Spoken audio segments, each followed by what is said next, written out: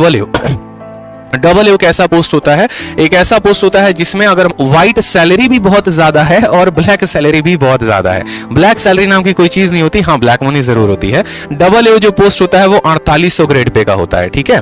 बहुतों का सपना आज से ही डबल ए बन जाने वाला है, मुझे पता है। 4800 ग्रेड पे का मतलब क्या हो गया कि सीजीएल में जितने भी पोस्ट होते हैं उसमें सबसे ज्यादा अगर तनख्वाह दी जाती है तो इसी पोस्ट में। इनकम टैक्स वाले को भी इतनी तनख्वाह नहीं मिलती, इस बात को ध्यान रखो, जितना इसको मिलता है, क्योंकि भैया ये ग्रुप ए पोस्ट में आ जाता है।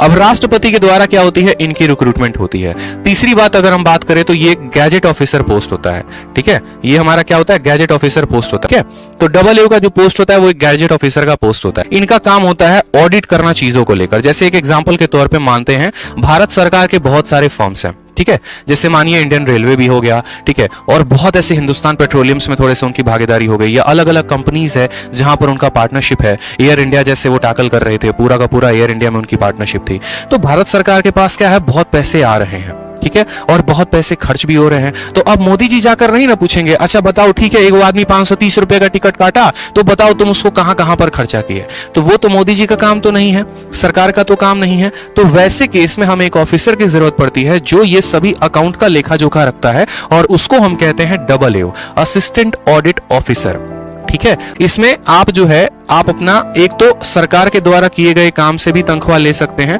आपको जो है इसके अलावा कुछ प्राइवेट कंपनीज का भी आप ऑडिट कर सकते हैं आप अपने फ्री टाइम में। इसमें अगर आप बात करेंगे, ठीक है, थोड़ा बहुत ऊपरवार की, तो देखो ऊपरवार के बारे में लिखूंगा नहीं, हाँ बहुत पैसा है। अगर जैसे मानो कि कोई XYZ कंपनी है, उसको अपना थोड़ा सा टैक्स वैक्स कुछ बचाना है, तो वो सीधा उस ऑफिसर को अप्रोच करता है कि भैया देखो हमारा थोड़ा सा कुछ इधर उधर काम करवा दो और तुमको इतना परसेंटेज दे देंगे, ये दे देंगे, वो दे देंगे। तो इस तरीके से इनकी सीधी डीलिंग परसेंटेज में होती है। समझ में आ रहा है बात? तो इसमें पैसा बहुत है। अगर बात करोगे पैसे की तो पैसा बहुत है, और सीजीएल से थोड़ा सा हटकर इनका पेपर देना होता है। जैसे अधिकतर आप लोग बहुत बच्चे सुनते हैं कि सीजीएल में 3 लिस्ट निकलता है, लिस्ट 1, लिस्ट 2, लिस्ट 3। आप सुनते हैं कि नहीं सुनते हैं? बताओ। 3 लिस्ट आते हैं, तो क्या कभी फोकस किया है आपने कितनी लिस्ट एसएससी क्यों देती है, या ऐसे गए और ठीक है लिस्ट आए? नहीं भैया, हर लिस्ट के अपने अपने मायने हैं। ये वाला जो लिस्ट होता है ना, यही डबल ए के बारे में होता है। डबल ए में जो लोग नियुक्त होते हैं वो लिस्ट 1 में काउंट किए जाते हैं। जेएसओ में जो लिस्ट सेलेक्ट होते हैं वो लिस्ट 2 में आते हैं, और बाकी सभी पोस्ट वाले लोग किस में आते हैं? लिस्ट 3 में आते हैं। डबल ए की कट ऑफ सबसे ज्यादा जाती है। जैसे अभी इस बार अगर मानो प्री की कट ऑफ 130 गई है ना, तो डबल ए की कट ऑफ सीधा 160 जाती है, 165 जाती है। इसमें बहुत कम बच्चे सेलेक्ट होते हैं। इस बार 5000 या 6000 बच्चे ही इस पोस्ट पे क्वालिफाई कर पाए।